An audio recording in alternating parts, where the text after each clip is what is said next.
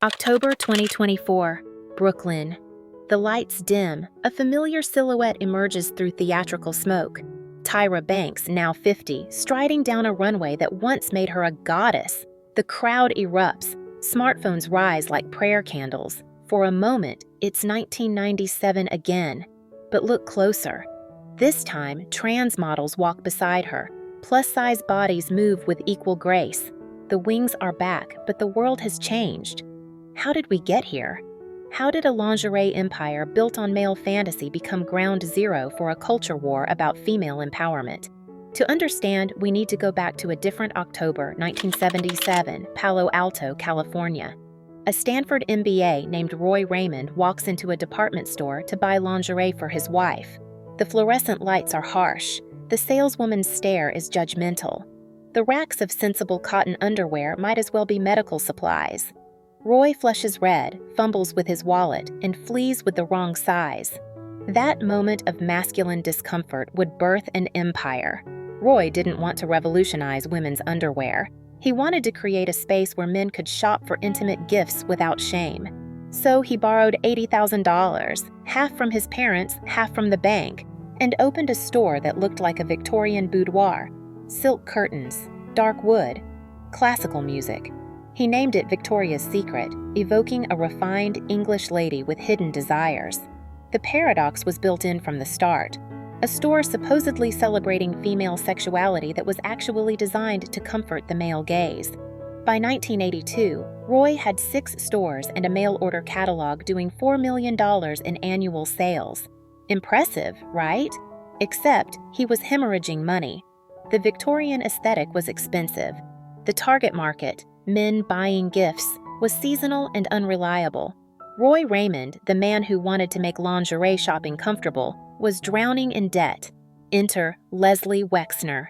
Les Wexner wasn't interested in making men comfortable. The Ohio retail magnate who built the Limited into a fashion empire saw what Roy couldn't. Women buy their own underwear. A lot of it. Often. Wexner purchased Victoria's Secret for $1 million, roughly what Roy owed in debt. Then, he did what retail revolutionaries do. He flipped the entire concept. Out went the dark wood and heavy drapes. In came bright lights and pink shopping bags. The saleswomen were now young, beautiful, and eager to help women find their size, not judge them for it. Most crucially, Wexner expanded the size range and lowered prices. This wasn't about occasional male gift-giving anymore.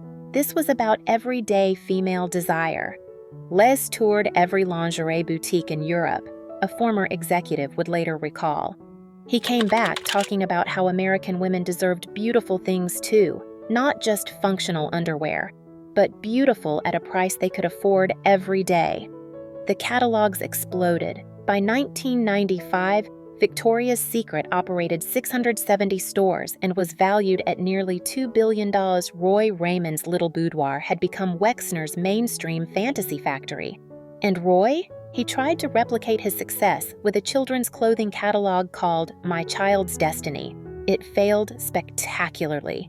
In 1993, Roy Raymond walked to the middle of the Golden Gate Bridge and jumped. He was 47 years old. The man who gave birth to Victoria's Secret died, broke and forgotten, while his creation was conquering America. But Wexner wasn't satisfied with just selling bras and panties. He wanted to sell dreams. 1995, the Plaza Hotel, New York. The first Victoria's Secret fashion show wasn't the spectacle you remember. No wings, no million-dollar bras. Just beautiful women in beautiful lingerie walking a modest runway while Wexner's hand-picked buyers watched from gilded chairs. But something clicked. The combination of high fashion presentation and accessible product created a new category: aspirational lingerie. You might not be a supermodel, but for $38, you could wear what she wore. 2 years later, Wexner made the decision that would define Victoria's Secret for the next 2 decades. He created the angels, not models, angels. Tyra Banks, Heidi Klum, Adriana Lima, Gisele Bündchen, Stephanie Seymour. These weren't just beautiful women, they were untouchable deities in push-up bras. They didn't just wear lingerie, they embodied a very specific fantasy of feminine perfection. Young, thin, usually white, always smiling, perpetually available but forever out of reach. We were selling the fantasy, Heidi Klum would later reflect. The idea that lingerie could transform you into something magical. The angels weren't just models. They were a marketing revolution. Each had multi-million-dollar contracts, unprecedented for lingerie modeling. They appeared in commercials during the Super Bowl. They graced magazine covers. They became household names in a way fashion models rarely did. And it worked! God, how it worked! By 2000, the Victoria's Secret fashion show had moved to television. By 2001, it was pulling in 12 million viewers. The fantasy bra, an annual tradition where one angel wore a bejeweled creation worth millions, became headline news. In 2000, Giselle wore $15 million on her chest.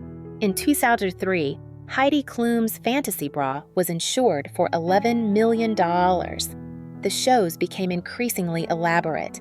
Wings made of real feathers, performances by the biggest musicians in the world, Swarovski crystals by the millions. It was Fashion Week meets Las Vegas meets male fantasy, broadcast into American living rooms. 2002, the pink revolution begins. Wexner and his team noticed something. Teenage girls were stealing their older sister's Victoria's Secret. But the hypersexualized angel aesthetic didn't quite fit the college crowd. So they created Pink, a sub-brand targeting 15 to 22-year-olds with colorful cotton underwear, collegiate hoodies, and a slightly less pornographic vibe. Pink was genius.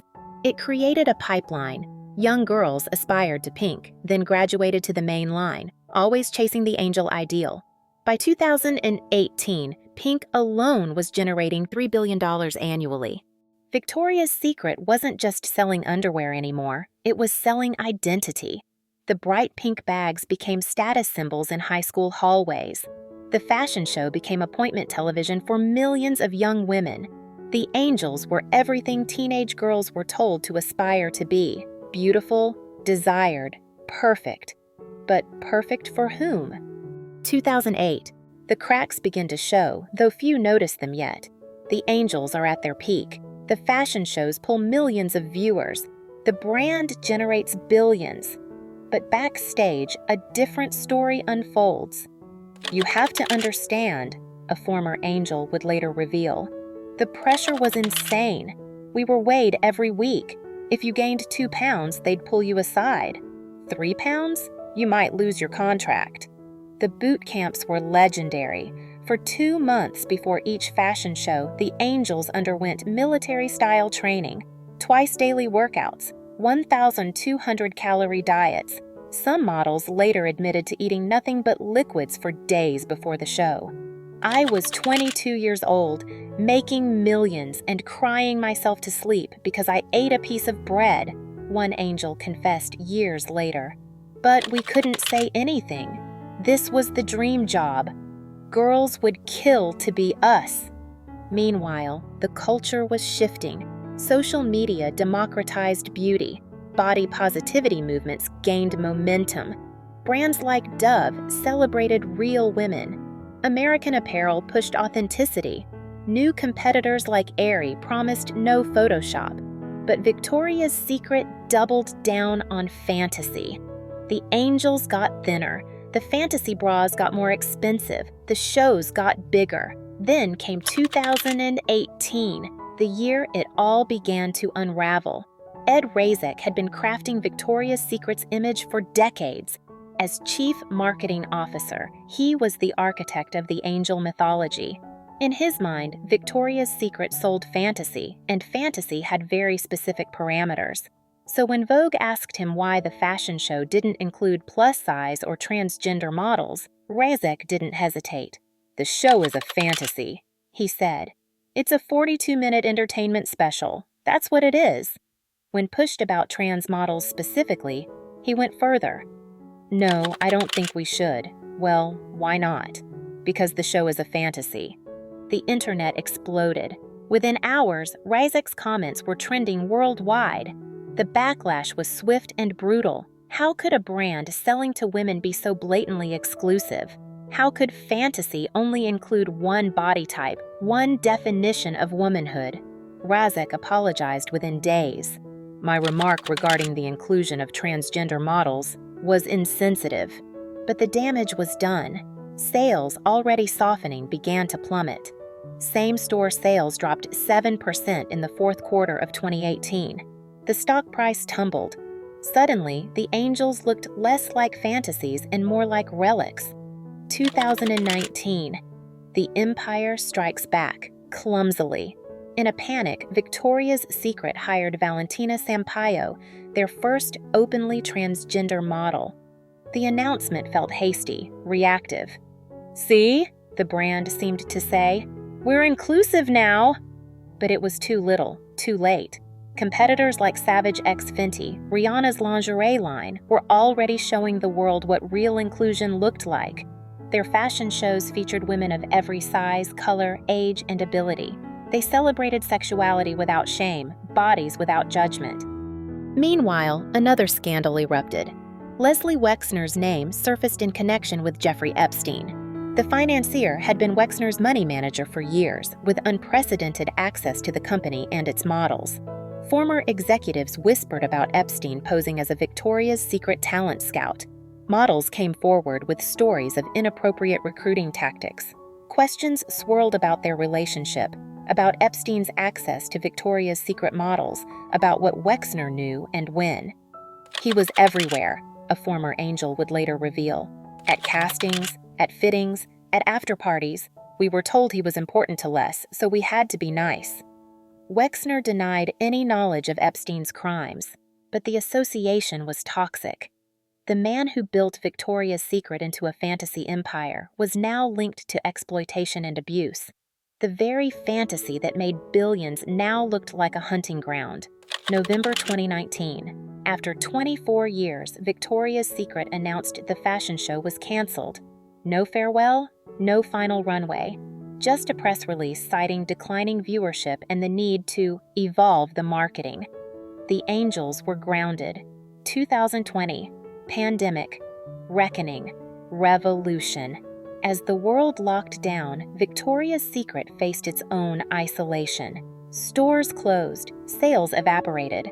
In February, Les Wexner, after 38 years at the helm, announced his retirement. The new leadership faced an impossible task. How do you modernize a brand built on exclusion? How do you make angels relatable? Their answer was radical. Kill the angels entirely. June 2021. Victoria's Secret unveiled the VS Collective. Gone were the otherworldly supermodels. In their place, soccer star Megan Rapinoe, actor Priyanka Chopra Jonas, plus-size model Paloma El Cesar, transgender model Valentina Sampaio. Women chosen not for their adherence to beauty standards, but for their achievements, their activism, their authenticity. "We're moving from what men want to what women want," new CEO Martin Waters declared. The backlash was immediate, but from an unexpected direction. "Go woke, go broke," critics sneered. Conservative commentators mourned the death of beauty. Some feminists argued the rebrand was performative, too little too late. Others questioned why empowerment required abandoning sexiness altogether. Sales continued to slide. The VS Collective felt forced, focus grouped. You can't replace decades of fantasy with diversity consultants and PowerPoint presentations. The pink stores felt confused, caught between their hypersexual past and their uncertain future. But here's what the critics missed. Victoria's Secret was already broke. Not financially, though profits were falling, but culturally. The brand built on making women feel inadequate had run out of road. The real question wasn't whether Victoria's Secret should change. It was whether it could change enough to matter. The deeper tragedy was this. Thousands of women had shaped their bodies, their self-worth, their very identities around Victoria's Secret's narrow definition of desirability. Generations of girls grew up believing that beauty meant one thing: young, thin, white, smiling, available. The angels weren't just models. They were missionaries for a gospel of inadequacy, preachers of perpetual imperfection. Even as the brand scrambled to diversify, the damage lingered in millions of mirrors across America. Every woman who'd ever felt too big, too small, too dark, too different. They carried Victoria's Secret with them, not in shopping bags, but in shame. October 2024.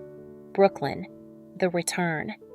When Victoria's Secret announced the fashion show would return after a 5-year hiatus, the internet held its breath. Would it be Angels 2.0? Woke theater? Desperate nostalgia? The answer was messier and more human than anyone expected. Yes, Tyra walked. So did Kate Moss, Carla Bruni, and Naomi Campbell, women in their 40s and 50s reclaiming a runway that once discarded models at 25. But Valentina Sampaio walked too, the first trans woman on the Victoria's Secret runway. Alex Consani joined her, making history as the second. The wings were back, but they adorned bodies of different sizes. The fantasy was present, but it had expanded, fractured, multiplied. It wasn't perfect. Critics noted the aesthetic remained largely unchanged, still sparkly, still performative, still selling an ideal, even if that ideal had broadened. But watching Adriana Lima, the longest-serving angel, walk that runway at 43, something felt different. When she paused at the end, hand on heart, tears in her eyes, she wasn't selling fantasy. She was saying goodbye to it. "I'm going home," she whispered to the crowd. But home to what? The moment hung in the air. 20 years earlier, Adriana had been discovered in a Brazilian mall, a teenager who'd never imagined modeling. She'd given Victoria's Secret her youth, her body, her image. She'd starved for them, trained for them, smiled through exhaustion for them. Now, standing on that Brooklyn runway, she was finally free. But freedom from fantasy leaves a void. What comes after the dream? That's the question Victoria's Secret faces now. Can a brand built on exclusion become inclusive? Can fantasy evolve without losing its magic? Can you sell empowerment in a push-up bra? The answer might lie with Roy Raymond, the forgotten founder who jumped from the Golden Gate Bridge. He created Victoria's Secret to solve his own discomfort, a man embarrassed to buy lingerie.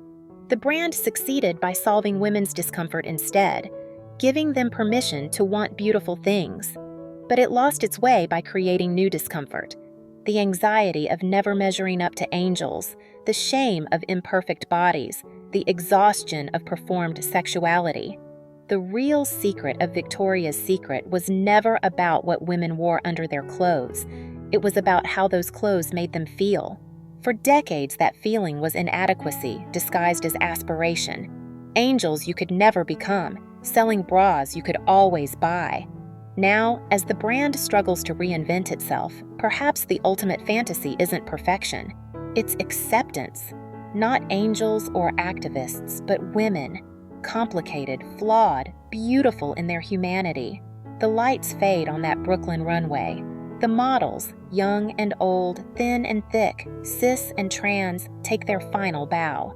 The audience applauds, but it's uncertain applause. Is this progress or pandering? Evolution or extinction? Time will tell. But one thing is certain, the angels have fallen to Earth. And Earth, it turns out, is where women actually live. Victoria's Secret was never really Victoria's. It was Roy's shame, Les's ambition, Ed's narrow vision of fantasy. It was shareholders and supermodels, push-up bras, and impossible standards. But secrets have a way of revealing themselves. And the biggest secret of all? The fantasy was never really for women. It took a culture war to admit it. It took a pandemic to confront it. It took cancellation to begin, just begin, to change it. Tyra Banks, walking that Brooklyn runway at 50, knows something her 23-year-old self couldn't. Real power isn't wings or million-dollar bras. It's the courage to be human. That's the new fantasy. Whether Victoria's Secret can sell it remains to be seen. But for the first time in its history, at least they're asking the right question. What do women actually want? The answer might save them, or it might be their final secret.